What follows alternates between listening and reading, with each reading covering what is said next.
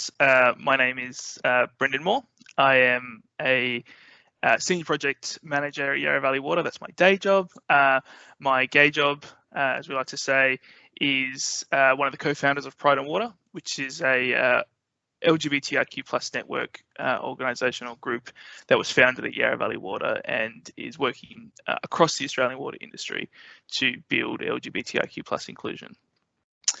What we found during COVID was that there was a really predominant shift to having to work from home, as Grace had mentioned.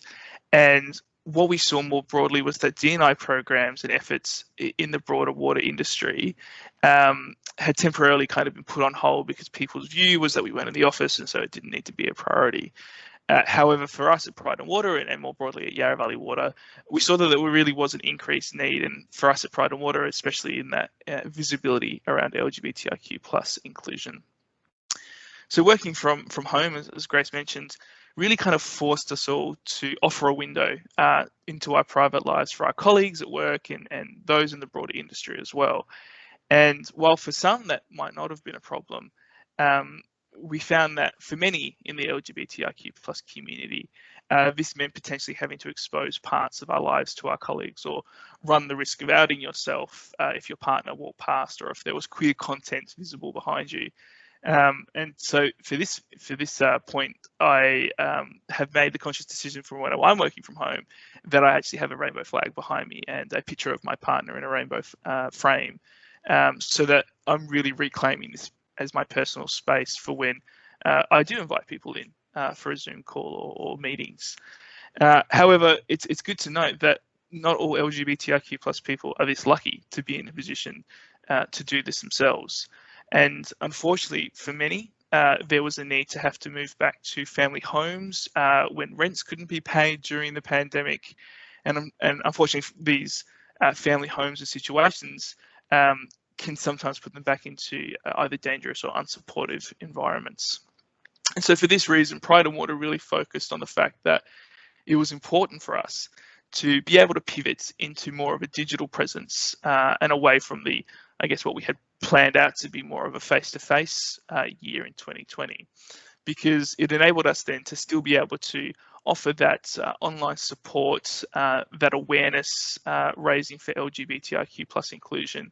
And it provided us an opportunity to network and support with members in the broader LGBTIQ plus community, but specifically those within our water industry as well.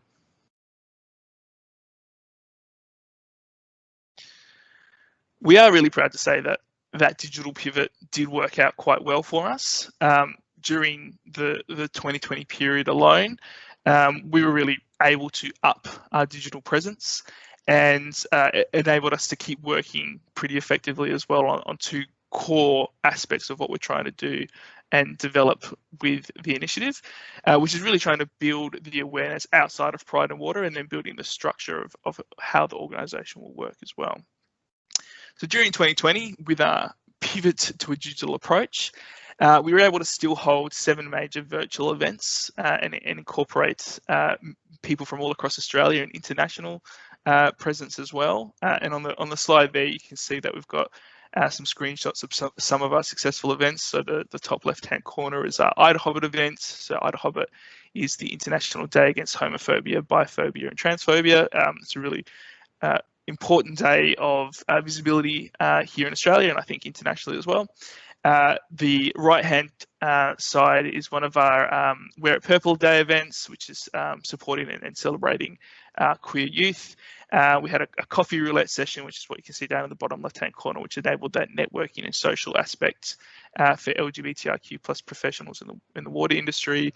We produced some really good media content and tiles in terms of how to be a good LGBTIQ plus ally. And we had an opportunity to end the year off with a trivia show as well, which was a great way to kind of bring that camaraderie of our industry together. As a combined participation through all of these events, we had upwards of 500 people throughout the year connecting across our industry. We had 400 subscriptions to our newsletter that we sent out through Pride and Water. We have nearly 1,300 followers across our combined social media platforms, which are predominantly on LinkedIn, but also on Facebook, Twitter, and Instagram as well. Jackie and I were lucky enough to attend and speak about Pride in Water at 8 different national and international conferences. And our website, which you can see down the bottom of the slide there as well, which is www.prideinwater.com.au, had over 7,000 visits and hits, which is a great opportunity for us because there's a lot of resources on it that's freely available for people to use and share to ensure that we are really supporting and getting out LGBTIQ+ inclusion messages to our industry.